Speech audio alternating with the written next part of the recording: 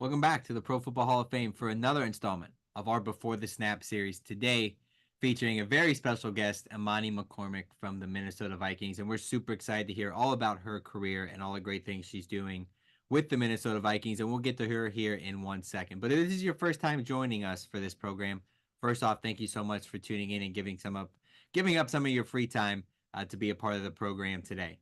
What's in store? Well, you're going to learn a little bit about what it takes to have a career in and around the NFL. And truly, this can apply to any sport you want to work in if you do indeed want to work in sports. You're going to learn tips, tricks, what Imani does on a day-to-day basis, and learn about a very cool and unique career that now a lot of teams in sports do have within their facility. So we're super excited to hear about that today. And if you've tuned in with us before, obviously you know you're in store for another excellent program. As always, my name is Jake Ray. I'm the Youth Education and Leadership Manager here at the Pro Football Hall of Fame in Canton, Ohio, where it's our mission to honor the greatest of the game, to preserve its history, to promote its values, and to celebrate excellence together. And those values we promote are those of commitment, integrity, courage, respect, and honesty, all of which made our 371. And here in less than a week, we're going to add more to that list.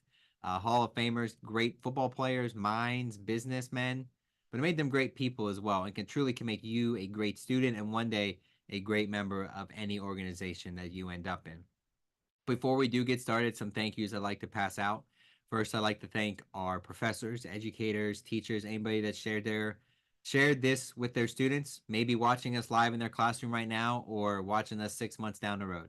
We appreciate you for allowing us to be just a small part of your students' learning experience. And secondly, I'd like to thank the students. As always, this program is here for you to begin your networking journey. Connect with somebody who's currently working in the NFL and talk to them about their job and how to get your foot in the door. This is the opportunity for you to begin that journey right here. And how do we do that? Well, we give you the opportunity to ask questions. As always, Nathan and I have a bunch we're going to ask, but nobody wants to hear from us. We want to hear the questions that you have. So as always, if you're watching that via live stream right now, go ahead and put your name, the school you go to, and if you have a question right off the bat, go ahead and put that in. But if not, and you got to take time to kind of think of that question you want to ask, go ahead and put your name and the school you go to in the live chat.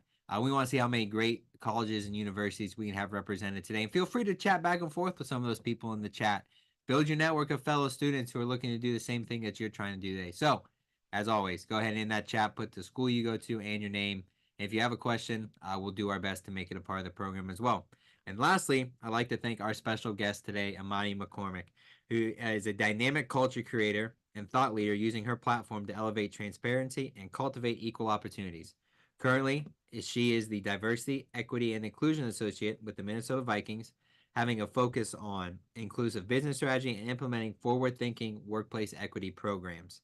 As a recent graduate of the Ohio State University, she actively draws upon her academic foundation in social and behavioral research and to educate about the intricacies of diversity and inclusivity challenges and the pivotal trends launching sustainable business practices. Her budding career journey encompasses a kaleidoscope of impactful roles, from pioneering DE&I programming to launching athlete development initiatives. So as you can hear right from there, we have a very awesome guest today who's going to be able to tell us all about what she does with the Minnesota Vikings. So Imani, welcome to Before the Snap. Thank you so much for having me. I'm really excited to answer your questions and the students as well. And I appreciate that very well-rounded introduction. So let's get into it. Awesome. Well, as always, I like to joke, perks of hosting the program is you always get to ask the first question. And Imani, I just want you to kind of give us a 10,000-foot view, day to day. What does life look like for you as a diversity, equity, and inclusion associate? That is a mouthful, first of all. Yes, it DEI is. associate with the Minnesota Vikings. What's your day-to-day life look like? Well, first, I kind of just want to level set with like what DEI really is. For So sure. let's just jump into diversity. So that's really focusing on individual differences. Is that race? Is that gender? Is that socioeconomic background? What makes you different? Everyone is diverse in some way, shape, or form. And then equity. That has a real focus on having access to resources and opportunities that fit your diverse needs. So it's not necessarily equal, but it's what is good for you or that specific group. And then inclusion. So how are we cultivating a culture where we can optimize individuals' unique backgrounds and experiences. So a lot of what I do on the day-to-day is the internal equity programming. So that may look like employee resource groups, hosting events. And then externally, that's more so like multicultural marketing efforts. How are we putting out content that reaches a broad range of fans? How are we putting out education initiatives that are reaching specific high schools or colleges, different academic programs, and then some community engagement initiatives as well? Awesome. It sounds like you handle a lot with that title for sure. And we obviously know the year with especially working in sports that there's an off season and a in season. Can you talk a little bit about, does the role look any different for you depending on whether we're in the football season or not? And kind of explain to us maybe what a game day looks like for you and some of the different things you handle when it comes to, the actual day of the game. I'd say that off season and in season is pretty similar since what we do is year round. In season, this past season being my first, I did a lot around more so like actually activating on programming. So far in the off season, it's been a lot of planning for the spring and next season as well. And then on game day, I typically work with our legends or former players. So a lot of those that are part of the Hall of Fame, and bringing them to different appearances, interacting with their families, bringing them to suites for visits. And it's just been really great getting to know our players holistically. Who have they been since they've retired? What do they do off the field? One of my personal favorites is Leah Lewis. He is a current professor at the University of Minnesota, and just being able to like talk to him about how he's interacting with the students, what kind of programming is he bringing, and how has his on-field experience transferred. Working in the NFL, there's always an assumption that, hey, the NFL season is 18 weeks a year. You don't have that much work in the off season, right? But it's truly a job that takes place, and especially somebody who works, like you said, in the community aspect. Sometimes the off season is more busy for you than it is during the season. And you mentioned in the beginning, a lot of the key initiatives you're working on, not only with your job and in the DEI world, but with your staff as well. So, how is it for you, for somebody still so new in the full-time world, in the realm of sport, to kind of take on those leadership roles right off the bat and, do staff training and things to where you're working with sometimes upwards of thousands of people when you're fresh into the game, into sports. So you can talk a little bit about how you were able to do that and what it takes to kind of, jump headfirst into all of the things that you're working on. Well, I'd say like my number one secret for success is staying ready. So I don't have to get ready. And that's something I really practiced all throughout undergrad. I had the opportunity to participate in a multitude of internships, from marketing and digital strategy to DEI, doing research, working with sports teams. So having a broad range of experience that allowed me to interact with a variety of industries, levels within different companies, really prepared me for navigating where I'm at now. That's great. And I think that's a key thing that students can take away, because obviously when you work in sports, the cliche is you're gonna have to start in sales and you're gonna have to work your way to that job you want. But you're an example of, you got right into a role that you had a passion for, mentioning those internships. Can you talk about how much those helped you get to where you are today, not only networking wise, but actually learning in the field? And would you encourage students who might have to do internship opportunities to do those and maybe look outside their comfort zone to find maybe something new that they might enjoy? Yeah, absolutely. Internships are just also a great way to figure out what you don't want to do. It's really easy to figure out. You can do like 10 things and you're like, I hate 8 out of the 10 of these things, but these 2 things in there, I really, really love it. And going through a lot of those internship experiences, I'm like, I like it, but maybe it's not for me. But in that, I'm also like, I really see myself thriving in this area and I want to find different ways to grow. So am I reaching out to different professors? Am I going on LinkedIn and making posts or reading articles or doing cold outreaches to people in the industry so I can start to develop those relationships? It's just a great way to figure out who you are, what you want, and what is your why. That I'd say is definitely my number one thing. Like, start leading with your why. That's going to drive your passion. That's what makes it sustainable. And having that hands-on experience in an internship allows you to grow those skills. And right before I throw it to Nathan here, I do want to ask, what's your why? Why do you love your job, and why do you want to show up to work every day? The people, that's it. Simply, like I studied sociology undergrad, so it's the focus on human behavior and how it interacts with different social structures, and really understanding how different people and experiences are able to create this amazing organization, the National Football League, that has so much influence globally. It's been an amazing experience, and what I want to do was create an opportunity and platform for individuals that want to work in sports to make their way in and share their perspective, and eliminate some of those barriers, because it is such a competitive industry, but there is a place for you. You need to just advocate for yourself and also build the relationships to get into that space. Awesome. Well, I do know we had about 50, 60 pre-registrations for this program today from college students, a lot of them coming with questions ready to go. So I'm going to throw it to Nathan, who's got a bunch of questions he's going to be sifting through today for the program. So Nathan, whenever you're ready, good luck and take it away.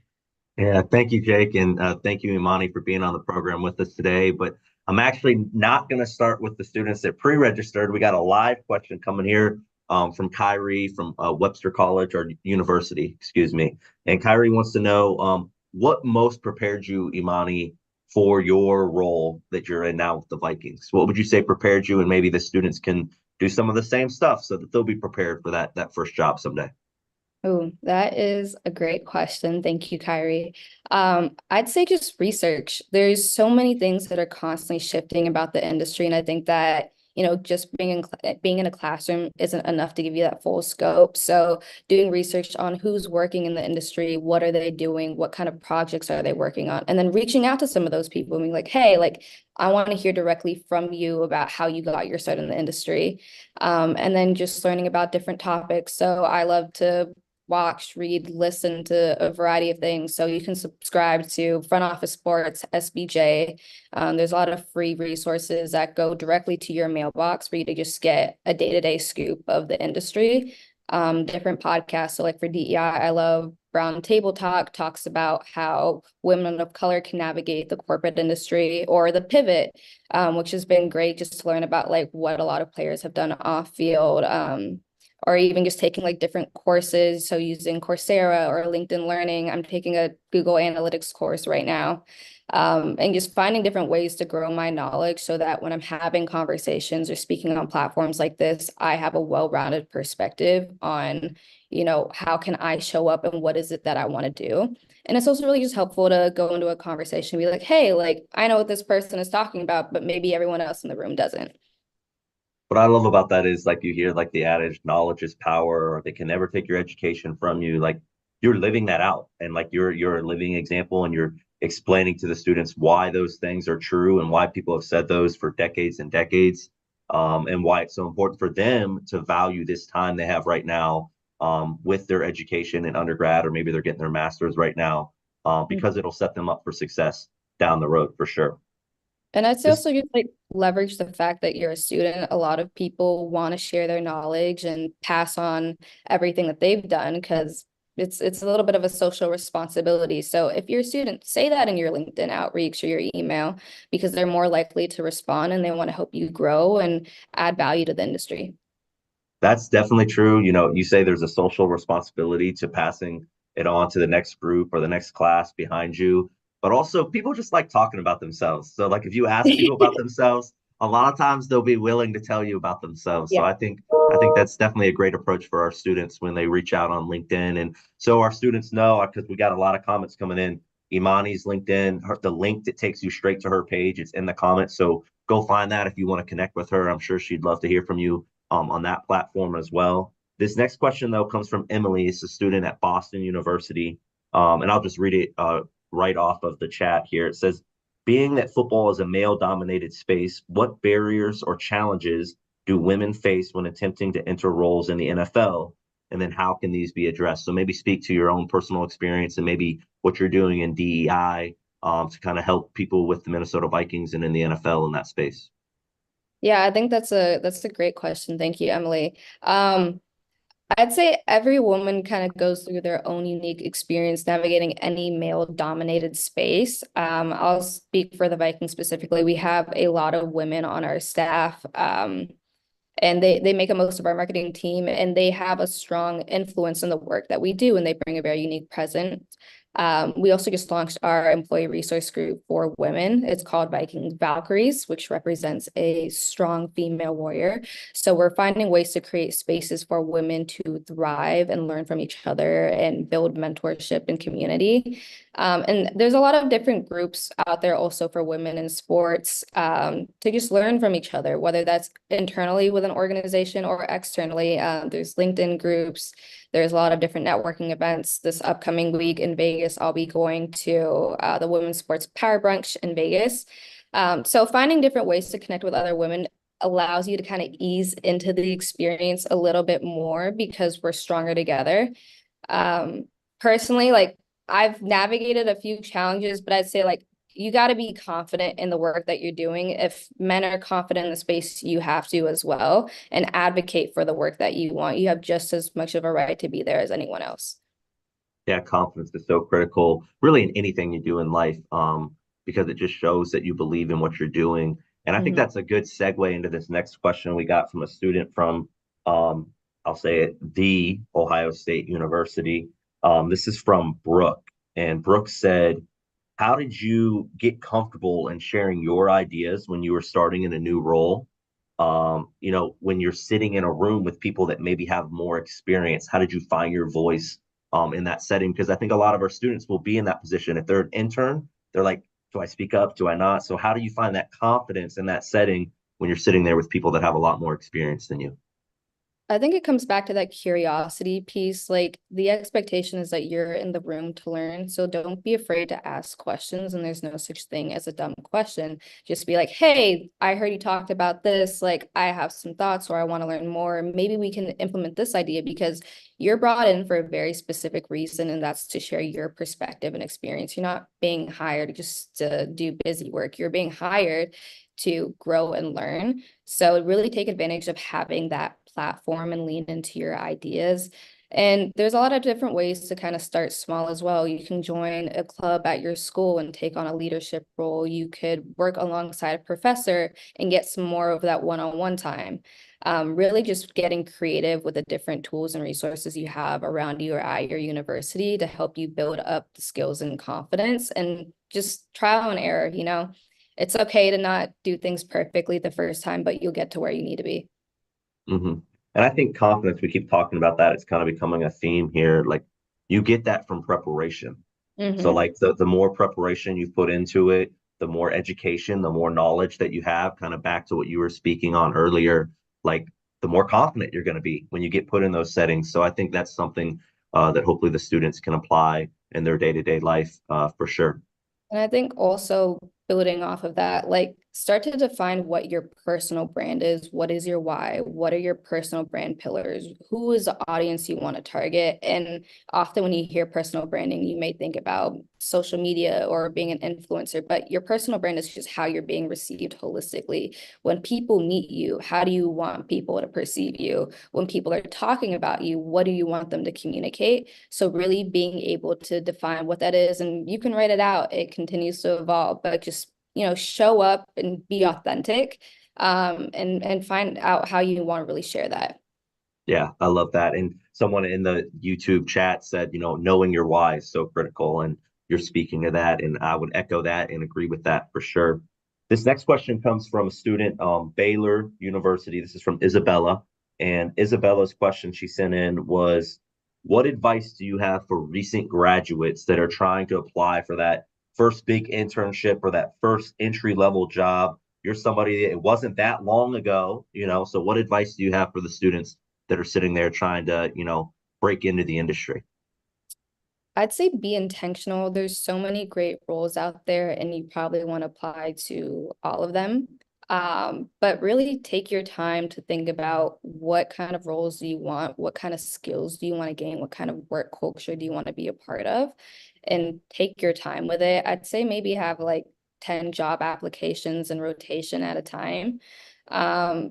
you don't need to be applying to everything, but find out what it is you want. And that comes back to your why. What kind of impact do you want to make? And I think it goes beyond just being intentional. It's about having that impact, and showing up authentically and having that on your resume, your cover letter. That's definitely true. There's a lot of excitement. The students are submitting a lot of questions on the YouTube chat. They I sent love in a lot of questions beforehand. So I'm working through this. This will be the last one, and then it. I'll sit down and read some of these, and because I want to get to as many as possible. But this one comes from Brenda from, again, Ohio State. All the Buckeyes are tuned in Oh, today. I love Um, the Buckeye pride. Let's go. so Brenda wants to know, how did you know, Imani, that you wanted to work in the DEI space? Did you know that was something you wanted to do when you were looking to enter the sports industry? So I'm going to take it all the way back to my freshman year of college. I actually started out pre-med. I did not know that I would be working in sports. I was like, I'm going to go become an orthopedic surgeon. And then I was taking bio, calc, and chem all at the same time my first semester freshman year. And I was like, I love it, just not enough to do it for the rest of my life. And you know what? That's okay. I recommend people go into college undecided and just take classes, figure out what they like. But when I switched to sociology, I found a real passion for just people and the experiences that we have and how it creates the world that we live in. Um, and, you know, growing up in Southern California for half my life, I had this exposure to entertainment. And so I really wanted to lean into that and found a way to overlap sports, entertainment, social structure, sociology, however you want to phrase it, and began doing a lot of research, began networking. And really, like, through my coursework, I found a passion for it. And, you know, there's a lot of different ways to just continue learning and growing and kind of figure out how you want to get your start. I don't know if that completely answered the question, but if there's a gap, happy to fill it. No, I think that was good. It kind of gave us the genesis, the beginning of everything, and kind of how you got to the DEI space. So I hope that I hope that Brenda's satisfied with that answer and that response there. But for now, I'm going to send it back to Jake. I'll continue to go through all these questions. We'll have plenty of more student questions. But I got to kind of wrap my head around all this so that we got some good ones that we can pull as we continue going through the program. So Jake, it's all yours. Awesome. Thanks, Nathan. Yes, and all the students who are tuned in and chatting there in the live chat, thank you as well. And if you pre-registered and you're tuned in today, another thank you for taking that extra step. It definitely does not go unnoticed. Imani, I want to talk a little bit. Obviously, you know, being an Ohio State fan myself, we've joked a little bit about all the Buckeye pride being in this live webinar today. But I want to talk about, you know, actually attending a school like Ohio State, a huge university with thousands and thousands of students, where sometimes when you're in a classroom, you're not known as Imani. You're known as the student that sits in the 8th row all the way on the end because there's 300 people in the classroom. So we've got students tuned in. I looked at the list real quick from big schools, small schools, schools I've never heard of. So for you specifically, what was it like to go to a big university like that? And do you feel like being around that many people at a huge university prepared you even more for a job like you have now in the NFL? Absolutely. I'd say that, you know, being at such a big school, you have access to a lot of resources. I think we had over 1,400 student clubs and organizations. So I had the opportunity outside of class to get involved in a lot of different activities and initiatives that align with areas I want to learn more about or just my mission and values. Um, I'd say, like, navigating a larger university like the Ohio State University, it's really important to be confident and intentional. Are you sitting in the front of the classroom and asking questions? Are you going to office hours to get to know your professors and the projects that they're working on? There's a lot of opportunity at institutions that big, but you also have to seek it out and make the most of it. And that applies to going to a medium or large or medium or small school as well. It is what you make of it, and you need to get creative with the tools and resources around you.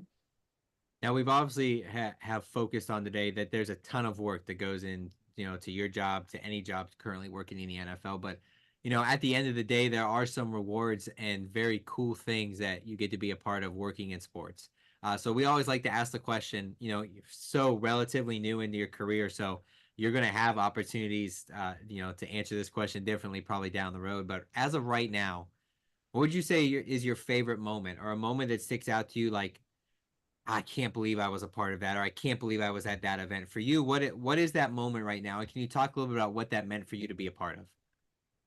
Ooh, it's been an amazing experience so far working with the Vikings. Like, there's no such thing as a dull day. I'll go through like my top three. So most recently, we launched our employee resource groups and hosted like a celebration and inauguration party for our groups back in November. So we launched a Black employee resource group called Be Bold, which stands for Building Opportunities for Leadership and Development. Viking Vows, our women's ERG, and then Vikings Village, our working parents ERG. So being able to see those groups come together in our building, and we have so many supportive staff as well that came and joined, and just celebrate the fact that we're creating more community inclusion and belonging within our organization was really rewarding. And it's just nice to see that, like, now that we have these groups, people are taking more leadership and initiative to make the space their own. And also that lays out a platform for the next generation to come in and make an impact at the Vikings. And then I'll go with our Creators of Color Summit. So that was in partnership with Hashtag Sports, as well as the Minnesota Timberwolves and Lynx, and the Minnesota Twins. So being able to collaborate with all those professional teams and bring in a cohort of 30 amazing, diverse creatives within the sports industry was really cool. I got the chance to work on the programming, bring together different networking groups within the Twin Cities, and just find different ways to really leverage our platform to connect with a broader audience beyond Minnesota. And then lastly, I'll go with our Women's Football Operations Summit. We hosted the second one this past summer. It was a virtual summit that allowed, I believe it was 45 women from 42 different universities to join in and learn about what it's like to work within football operations, and had the chance to interact with 13 different departments within our football ops staff. And just also taking the time to listen to the experiences of our football ops staff. You know, they don't always have the opportunity to showcase how they got their start in football. So learning more about them and the impact they want to make and how they want to bring more women into the space.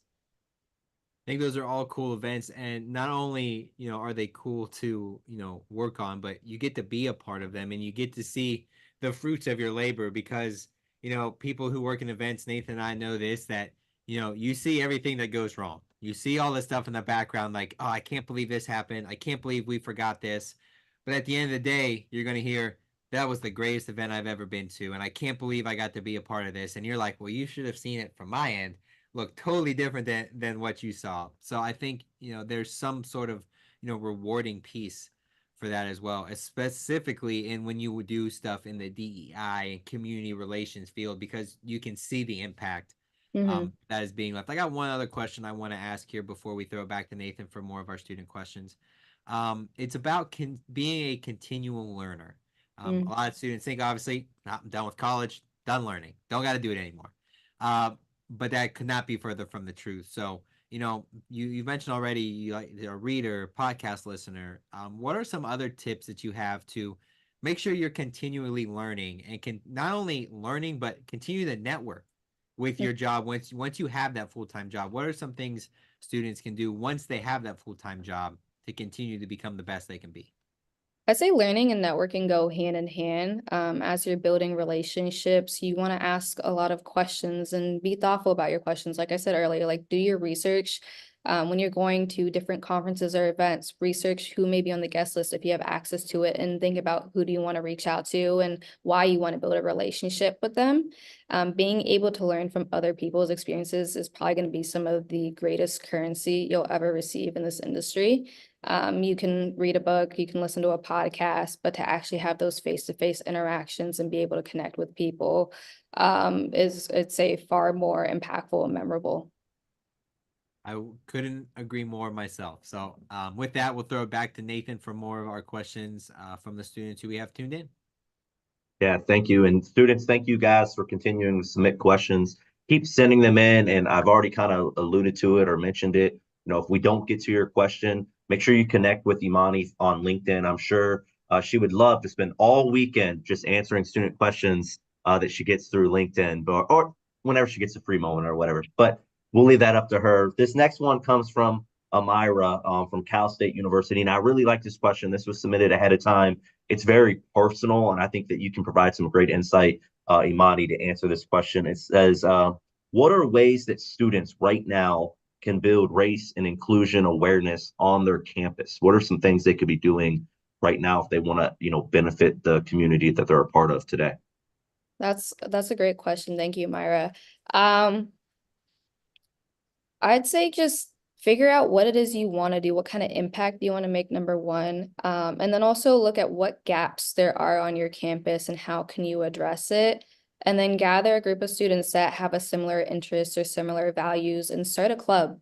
That's a great way to just build community and to take initiative, find local sponsors, get involved with different school programs or professors. Clubs are there for a reason and they're student-led.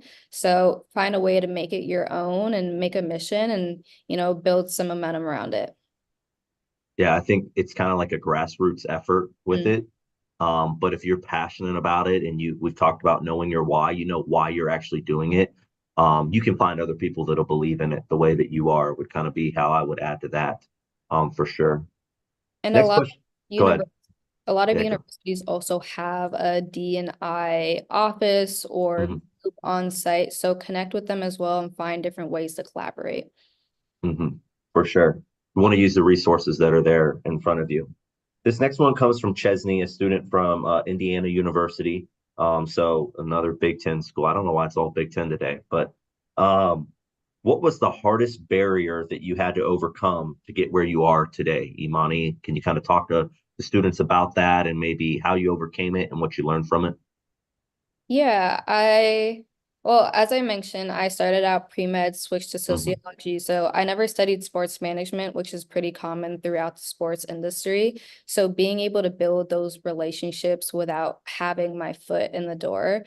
And the way it kind of started for me is I really had this passion for NIL. The minute I saw policy coming out back in 2021, I was like, I want to see more athletes having equitable opportunities within the space. And I was reading about the policy, finding out what organizations are involved and connected with a local group in Columbus, Ohio called Advance NIL, which is run by a sports law practice chair that I interned with, and just did a cold outreach. I was like, hey, I want to learn more about the NIL work that you're doing because they're really focused on education and empowering athletes to build their platforms and go in informed. So being able to build that connection really allowed me to understand what it was like to be on the inside. And then from there, I was like, okay, I'm going to give myself a 1-year timeline to build out a career in sports. If this is for me, then I'm all in. And if it's not, I can try out something else. So I started going to different conferences and events, and I had no affiliation with a team, company, athletics department, nothing. And I was just going in and asking a lot of questions and getting to know people and building those relationships. Like I said, networking and learning go hand in hand. And it allowed me to really break through a lot of the barriers that lie within the sports industry, given how competitive it is. Yeah, I love that. And I love how you kind of created a plan. You were able to follow it. And here you are sitting today, working with the Minnesota Vikings. So props to you. And hopefully the students can, get some inspiration from that. This next question, I'm going to combine two students, and it's not because they go to the same school, but it's kind of similar thought process here. Anthony and Brandon, both Florida State University students here, and they're curious about the programs, the initiatives that you've continued or you've been able to start in the DEI space? And then maybe do you ever look at other NFL clubs and what they're doing to kind of gain some inspiration for things that you could do there in the Minnesota market? Yep. So as I mentioned, we've launched a lot of different initiatives touching on different demographic groups. So we had the Creators of Color Initiative, which focuses on Black, Brown, Indigenous people of color. that are in the creative space. So being able to partner with external organizations such as #sports, our Women's Football Operations Summit, our employee resource groups, which are launching their own initiatives. And we've even worked on a few for Black History Month. So we'll do a wellness workshop this month for Black employees. And then we'll also do a racial equity lunch and learn session. So super excited about that. And it's open to all staff, and finding different ways to have very specific programs for targeted groups, but then also having things that are open for everyone to just learn and connect with each other. DEI it's a growing process for everyone. You have to take your time with it. So finding a way to do it together is really important. And then we also, like, all the teams we connect. So we have a monthly connect roundtable meeting with all the club leads. I also just have one-on-one meetings with different leads from different teams. And it's a great way to just learn about what initiatives they're doing, how they're impacting their local community. And every state or city requires different DEI initiatives. So finding out, like, is this more of a local initiative, or are we trying to reach a greater national or global market? I think that monthly connect is interesting to hear about, just because, one, it allows you to network. You get to know everybody that's working in that space, but it also is continual learning. We talk about lifelong learning. You're learning from your peers and things that they're doing. So that's just all those things we talked about, but like in action. So that's really cool to hear that you're able to do that.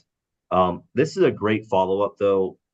At what point, Imani, do you know that, like, the work that you're doing has made an impact? Like, what is that for you? How do you, I guess, gauge that? Because, DEI, it's not like, oh, we sold out the stadium for every home game, great job, we did our job. Like, how do you measure the work that you're doing and the impact that you're having?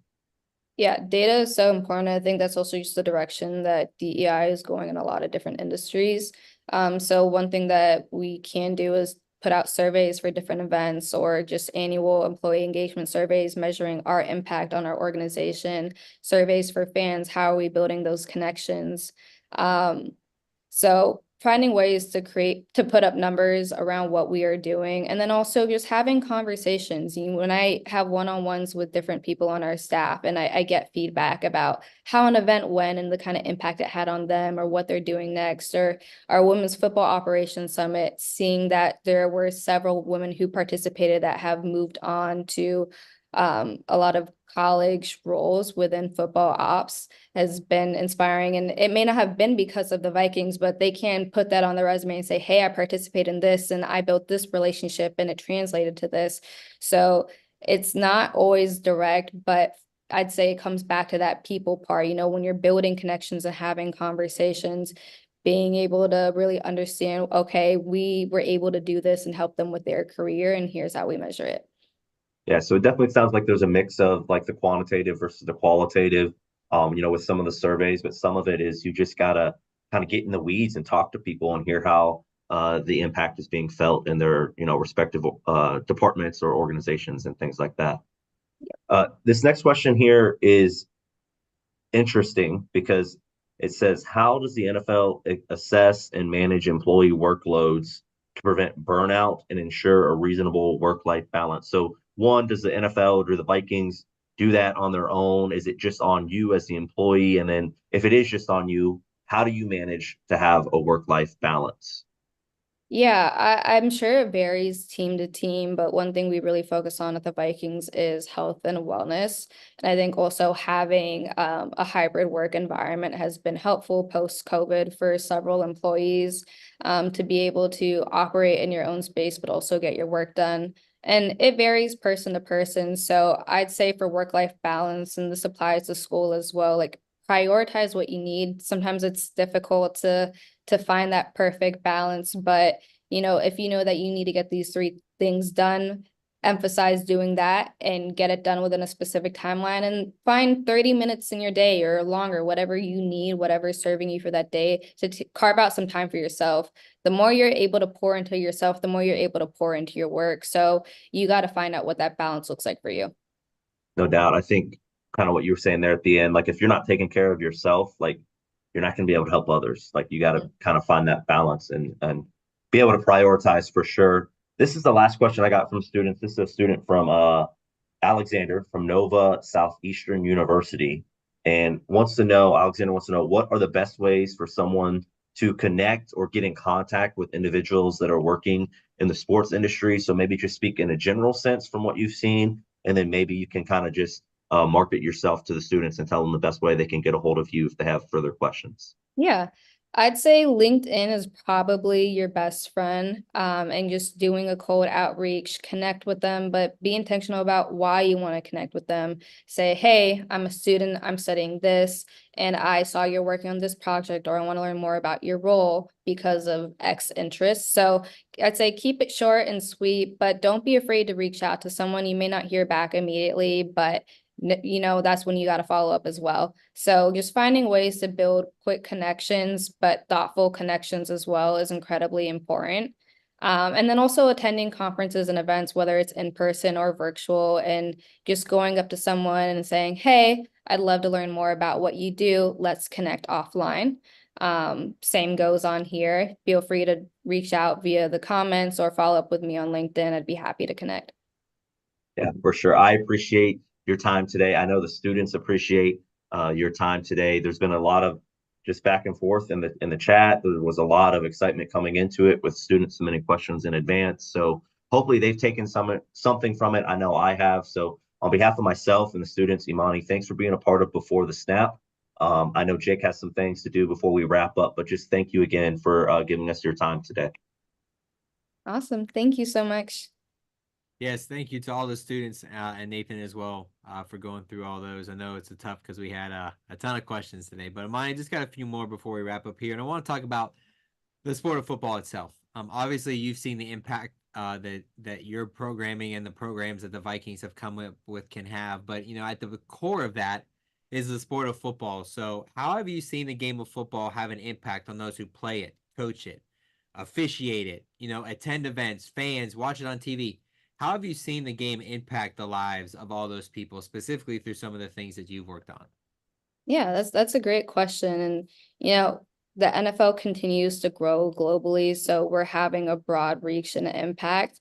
I'd say that, football is a connector, whether it's watching your first game with your family or going to a Pee-wee game and scoring your first touchdown. It always finds a way to have an underlying connection to our greater culture and experience as a whole. I'm glad you said that. I had to do a quick Google search just to make sure. But Vikings do get the opportunity to play in London, I believe in London during the 2024 season.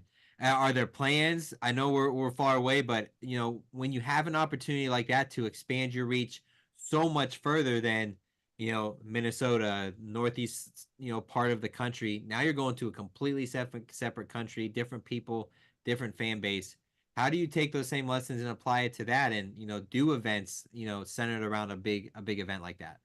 Yeah, I'd say that's where DEI comes in, being on site and getting to know the fans. We have our director of international marketing, and she travels a lot and is having a great impact on what we do beyond the United States. So finding ways to connect with the community and understand what they need and how they show up as fans. What does that look like with different sports as well? How are we similar? How are we different?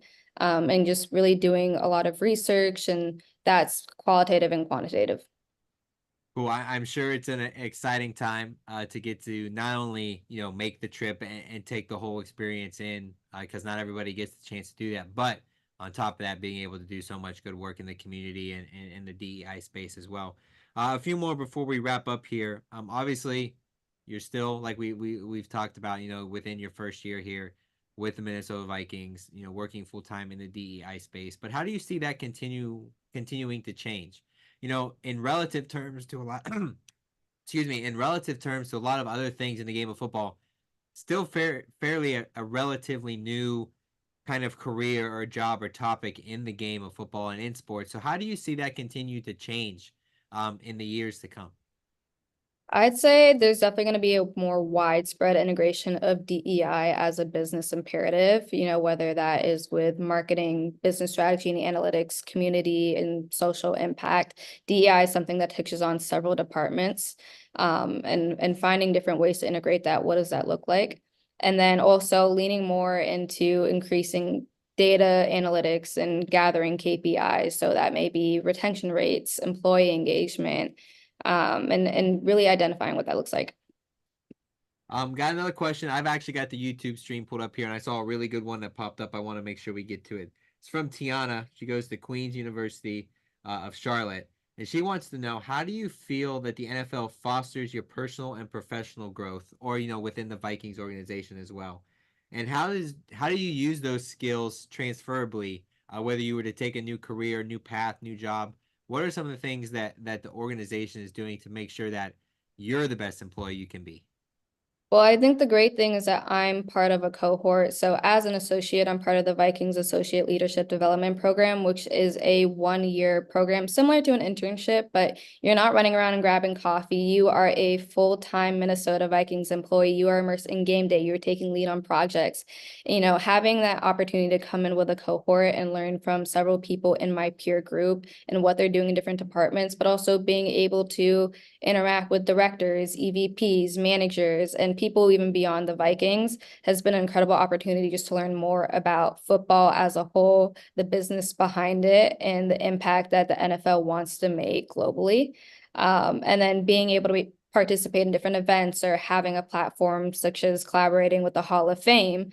And speaking on my experience, it's been, great to improve my public speaking or my leadership skills and transferring that to a lot of different industries. Awesome. I think definitely some real life application for all that as well. So, got time for a few more things. We're going to do some rapid fire questions before we Let's wrap up. do Does it. that sound good? Sounds great. All right. Number one, LinkedIn. Great way to network or just another social media app? Great way to network when you use it correctly. Number two, GPA on a resume. Keep it on or leave it off? If the job description requires it, keep it on. If it doesn't, keep it off. Social media accounts, public or private? Similar to LinkedIn, use it as a tool. I'd say keep it however you want it. If you're going to keep it public, be mindful of the digital footprint you're creating for yourself. All right. Number four, very important one. Jeans at work. All day, every day, never, or only on casual Fridays? Ooh, dress for your day. I'd say I probably wear jeans twice a week. All right. Number five, coin toss, heads or tails? Tails feels like the underdog of the coin. And then last question here. You score a touchdown. What's your go-to touchdown celebration? I'm a Viking. I got to do the gritty. That I think we've had a handful, probably about a half dozen, Vikings employees partake in this program, and I think that's been the answer for every one of them. All right, final question here, and before I ask you, Imani, I just want to thank you so much for giving time out of your busy schedule to participate in this event. Not only did I hope the students learned a lot today, but Nathan and I don't take this lightly as well. We always love sitting down with people and learning about their careers and who they are, both in and out of the NFL. So the last question I want to ask here, it can be something we've already talked about that you want to expound on a little bit, or maybe something we haven't got to touch on yet. But what's that last nugget of information, that last thing? If it's the only thing somebody remembers, it's what they walk away with today. What would that last kind of little summation of the program be that you want everybody to leave with today? Yeah, I'll kind of just leave like my few secrets to success. Number one, be curious and just bet on yourself. Take some strategic risks, know that you have every right and have earned your spot to be part of this industry and push for it. Take a chance on yourself and don't be afraid to try things out. And then two, I'd say define what is your personal brand? Who do you want to be received as? And what kind of people do you want to connect with? And then stay ready so you don't have to get ready. Love that. That means a lot to us. That was a slogan our department had here not too many years ago. So love to stay ready so you don't have to get ready. Imani, thank you so much for being a part of the program today. And truly thank you for everything that you do for the game of football and indirectly, today it was directly everything you do for us here at the Pro Football Hall of Fame. Thank you so much for having me. And thank you to all the students who put questions in the chat and registered. Really happy to connect with you all, and feel free to reach out via LinkedIn. Awesome. As always, we always wrap up. Make sure you like, follow, subscribe, everything we have here at the Pro Football Hall of Fame and the Minnesota Vikings to see all the great work that they're doing in the Minnesota community. Us here at the Pro Football Hall of Fame, like I mentioned earlier, what's today, Friday? We are less than a week away from announcing the brand new Hall of Fame class of 2024 down in Las Vegas at the Super Bowl. So make sure you're tuned in. watching NFL Honors, tune in to all of our social media as we roll out our brand new class that will be enshrined here next August. We want to thank you, all the students, so much for tuning in today. So from myself, Nathan, Jerry here in the Youth Education Leadership Department, from Imani and everybody involved with the program, we want to